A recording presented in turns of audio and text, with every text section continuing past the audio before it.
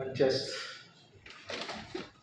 विद्वान और ग्रंथन विभाग के निदेशक महोदय एवं उपस्थित यहाँ विद्वत समाज और श्रोता समाज का अभिवादन करते हुए मैं अपनी बात शुरू करूँगा।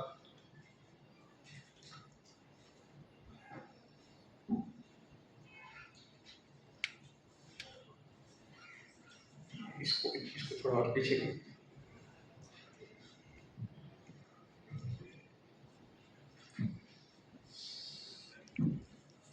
सबसे पहले मैं विश्व भारती ग्रंथन विभाग की शतवर्ष पूर्ति के लिए बधाई और शुभकामनाएं देता हूं और यह मेरा सौभाग्य है कि विश्व भारती ग्रंथन विभाग द्वारा आयोजित पुस्तक प्रकाशन से संबंधित सेमिनार में मैं हिंदी का प्रतिनिधित्व कर रहा हूं। यह अंतिम सत्र है। इसके पूर्व के 2 सत्रों में ग्रंथ संपादन, प्रकाशन तथा ई बुक बनाम मुद्रित पुस्तकों के प्रसंग में व्यापक विचार विमर्श किया गया है। यह तीसरा सत्र है जिसमें मुझे हिंदी प्रकाशन से संबंधित अपने अनुभव, अपने विचार वर्तमान परिदृश्य के आलोक में प्रस्तुत करना है तथा भविष्य की संभावित दिशा का संकेत करना है। कोशिश करूंगा विषय से न्याय करने की। सुवक्ता न होने के कारण विचलन की भी संभावना बनती है, लेकिन आशा करूंगा कि सहृदय समाज अपने हिसाब से मेरी न्यूनताओं को समायोजित कर लेगा।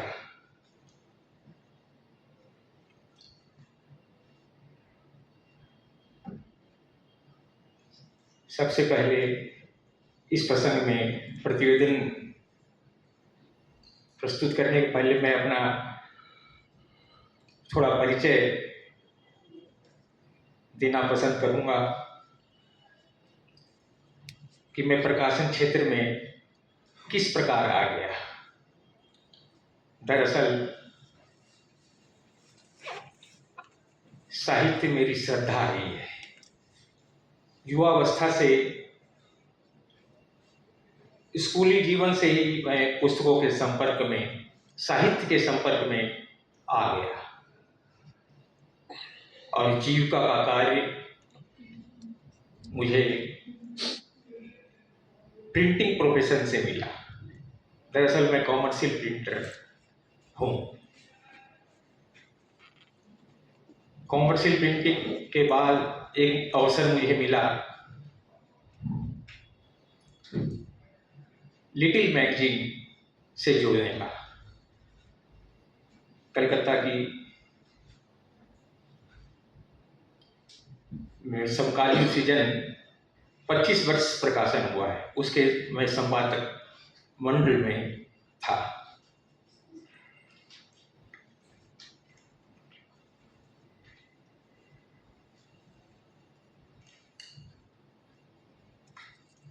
तो वो 25 वर्षों का अनुभव भी मेरे काम में आया। एक प्रिंटिंग टेक्नोलॉजी का अनुभव, फिर संपादन का अनुभव, फिर तीसरा अनुभव मुझे लगभग 1985 के आसपास मैं पुस्तक वितरण या जिसे कहते हैं पुस्तक संस्कृति के विकास के लिए मैं थोड़ा व्यग्र हो गया और कलकत्ता पुस्तक मेला, चित्तरंजन, आसनसोल, हमारे बंगाल के पार्श्ववर्ती अंचलों में मैं हिंदी पुस्तकों को लेकर जगह जगह पुस्तक मेलों में घूमता रहा और हिंदी भाषियों को, हमारे हिंदी भाषी पाठक समाज को अच्छी पुस्तकें उपलब्ध कराने का एक समझ लीजिए कि जुनून मेरे अंदर समा गया और मैं कुछ वर्ष, लगभग 5 साल मैं इसे जूझता था, 5-7 साल।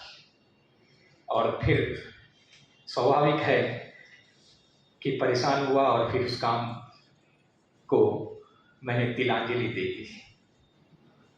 लेकिन 2009 का एक वर्ष ऐसा आया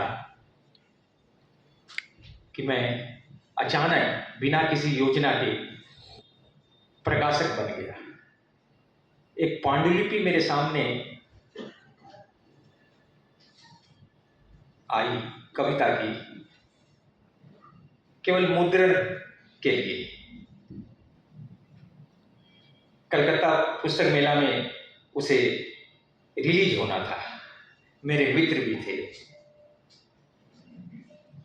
मैं पांडुलिपि देखकर चकित था।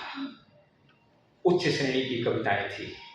अभी तक वे कवि लगभग अधिकतर पुस्तकें अपने पैसे से ही वे छपवा रहे थे या मित्रों के सहयोग से छाप रहे थे।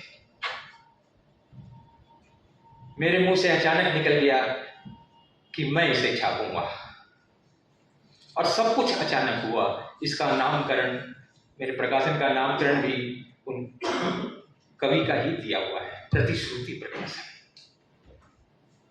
उसका लोगो वगैरह सब कुछ घंटों में, एक दिन में बन गया। ये सब अचानक हुआ। और आज 25 है, लगभग 15 साल बीत गए हैं। बीच में कुछ थोड़ा शुरुआती वर्ष 2-3 में थोड़ा ठिठका रहा, लेकिन उसके बाद में मैं लगातार आगे बढ़ रहा हूँ। और पुस्तकें कैसे छपनी चाहिए,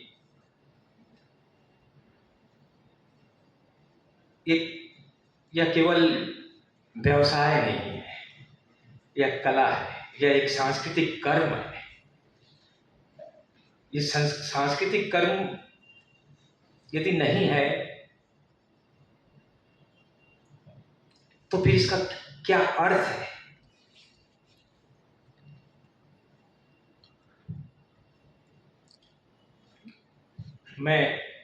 मेरी कोशिश है कि प्रतिश्रुति प्रकाशन से जितना कुछ छपे उसका सौष्ठव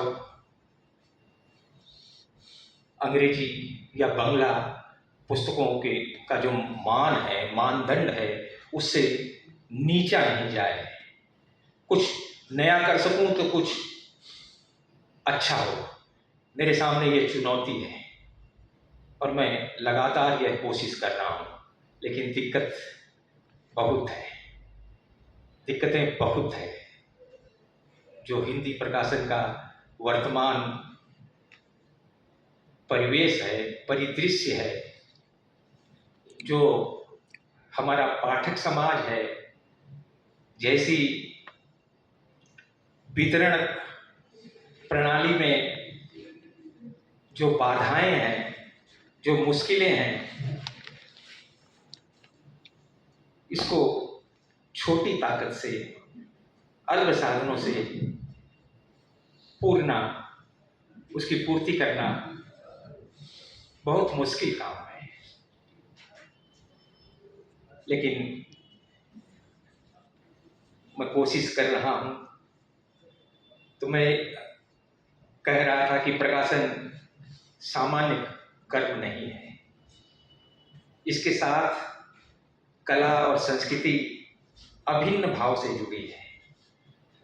इस पक्ष के तिरोहित होने पर यह अर्थोपार्जन हेतु किया गया सामान्य कर्म हो जाता है, सिर्फ व्यवसाय में परिणत हो जाता है। अधिक अर्थ केंद्रितता इसके सांस्कृतिक स्वरूप को नष्ट करती है। यह हमें नहीं भूलना चाहिए। वास्तविकता यह है कि हम भूल गए हैं। पिछले सत्र में शुभमय मंडल साहब ने और प्रतिष्ठित प्रकाशन गृह आनंद पब्लिशर्स के प्रतिनिधि ने जितनी डिटेल में बात की, वह हमें बतलाती है कि हमें किस रूप में सावधान होना चाहिए, कितनी लीडिंग देनी चाहिए, कितना पॉइंट साइज होना चाहिए, कितना इंडेंटिंग देना चाहिए। क्यों? ये चर्चा इसलिए है कि यह कला है।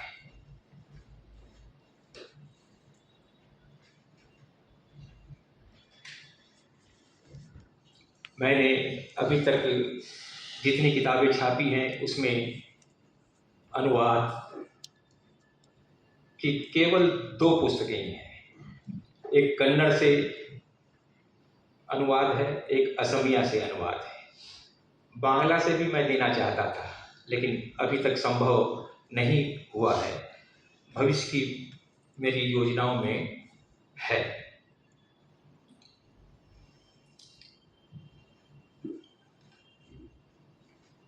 मैं कुछ दिक्कतों की भी बात कर रहा था, उस पर मैं आता हूं।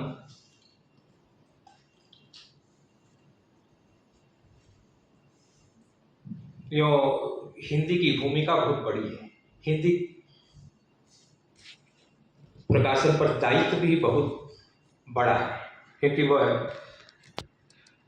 राष्ट्र की संपर्क भाषा है और उसे अपनी सभी सहोदर राष्ट्रीय भाषाओं के साहित्य को हिंदी भाषा में लाना है। विगत वर्षों में बहुत काम हुआ है, लेकिन यह परिदृश्य पिछले, मैं समझता हूँ, 20-30 सालों से बाधित हुआ है। हम और पीछे लौटें तो हम पाएंगे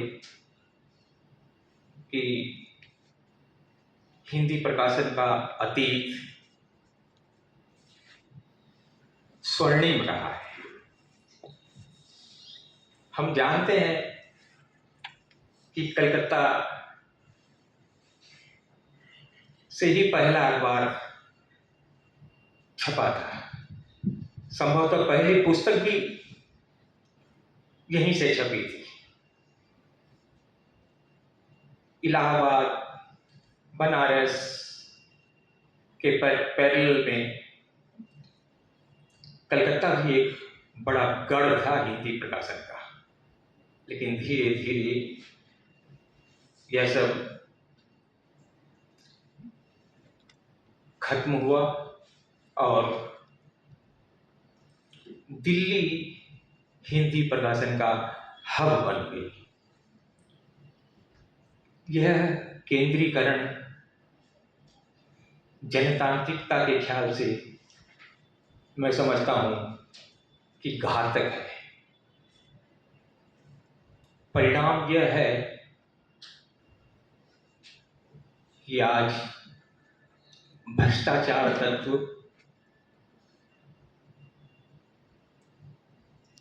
इसमें इस रूप दाखिल हो गया है कि निरंतर पिछले 30-40 साल से पुस्तकों की कीमतें 2 गुना 3 गुना होती गई है। बंगला में वितरक को, बुक सेलर को जितना डिस्काउंट दिया जाता है, उससे अधिक हिंदी में प्रचलन है। घूस भी कम परिमाण में नहीं है। सारा बोझ जो है उस पाठक के ऊपर पड़ता है, जो कि प्रकाशन का लक्ष्य है। यदि पाठक नहीं है तो सब बेकार है।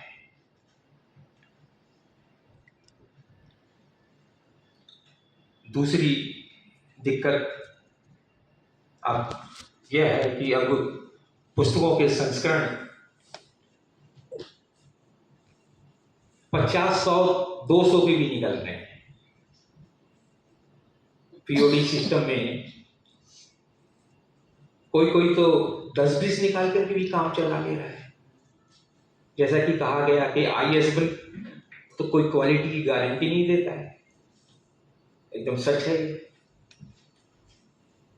तो सरकारी खरीद ने हिंदी पुस्तकों के प्रकाशन को बहुत बड़ा धक्का पहुंचाया।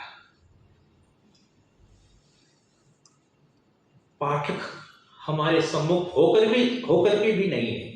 जिसके लिए पुस्तक छापी जाती है वही हमारी नजरों से गायब है। लेकिन एक तथ्य हमें थोड़ा आश्वस्त करता है, वह है पुस्तक मेला। एनबीटी नेशनल बुक ट्रस्ट द्वारा जो पुस्तक मेले देश भर में आयोजित किए जाते हैं, उसमें जो प्रकाशक हिस्सा ले पाते हैं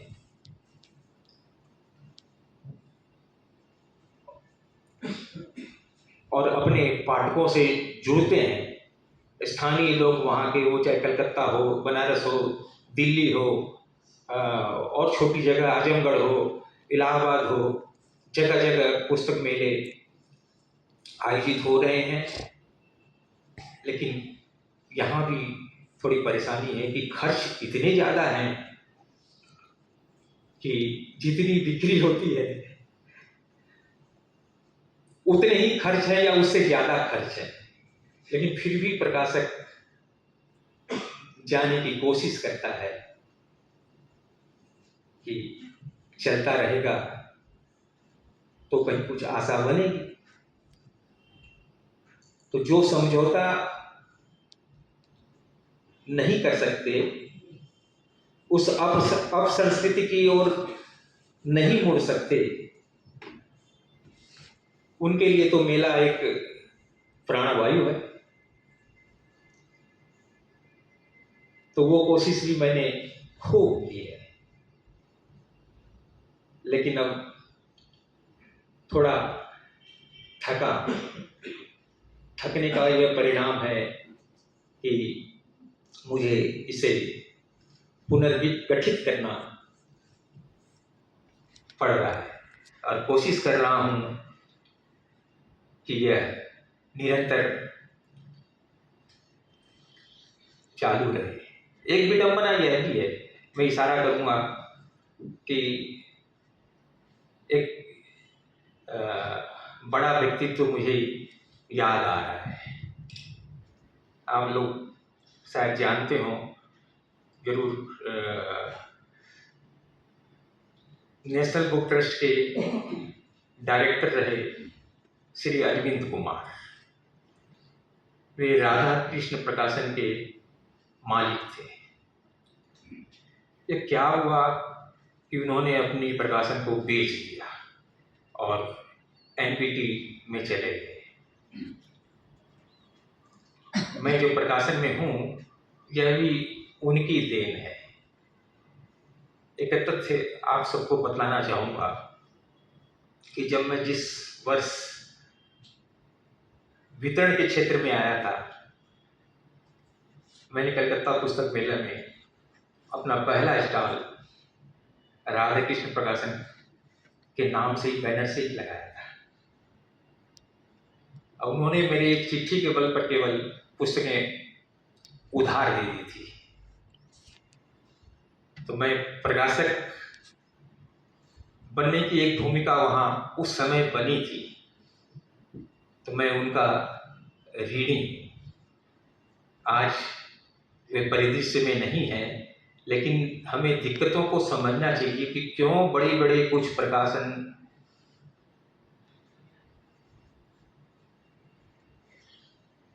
उन्होंने अपना प्रकाशन बेच दिया। हिंदी प्रकाशन में यदि यह समस्या, यह बाधा नहीं मिटेगी तो इसे अपना पुराना गौरव हासिल नहीं होगा। जब हमारी जनसंख्या कम थी 1960 में, जब समझ लीजिए कि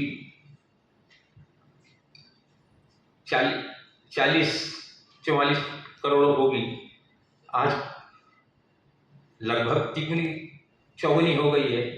लेकिन संस्करण कम है, पाठक कम है। पहले 500 या 1000 से कम किताबें नहीं छपती थी। ये क्या हुआ? इसके गंभीर कारण हैं। इस पर ढंग से विचार होना चाहिए और इसकी शल्य चिकित्सा होगी, तभी यह पुनर्स्वास्थ्य प्राप्त कर पाएगा।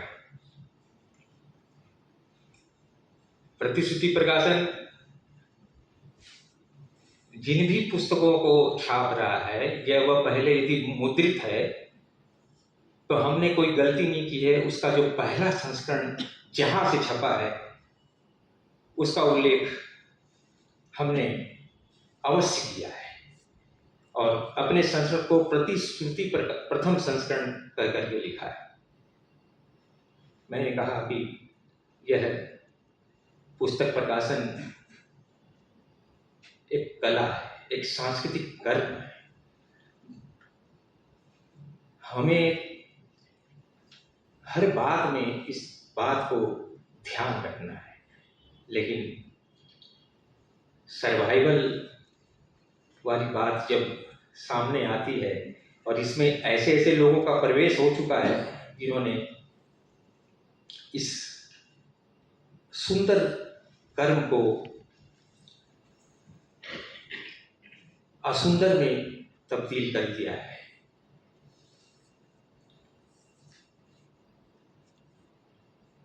विश्व पुस्तक मेले में मैं लगभग 9-10 साल से लगातार जा रहा हूँ।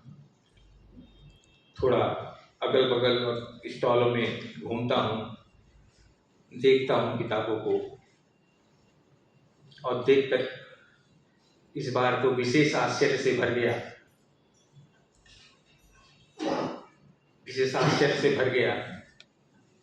कि पुस्तकें अब बहुत बेकार की छप रही है, जिनकी जरूरत नहीं है। पुस्तकों में भूलें बहुत हो रही हैं, उसका सौंदर्य बहुत खराब हुआ है। सबके यहाँ नहीं, अधिकांश के यहाँ। तो हम क्या करें? हमें चलना तो चले, हमें चलते तो रहना है। बात मैंने बहुत सारी कर ली, केवल तथ्य से काम नहीं चलता। तो मैं अब इसका समापन कविता की कुछ पंक्तियों से करना पसंद करूंगा। शायद वो कुछ राह सुझाए, हमें थोड़ी रस की सृष्टि करे, निराशा से हमें थोड़ी उबारे। सामने सीधे चलो, सामने सीधे चलो, फूलों को प्यार करो, फूलों को प्यार करो, दाएं बाएं घूर नहाए, कागा बोले कोयल गाए, चले बसंती हवा मचल कर, नभ में बादल छाए, शुभ से इनको सींच, शुभ से इनको सींच, अशुभ अशुभ को पांव तले दाबो, सामने सीधे चलो, सामने सीधे चलो। नमस्कार।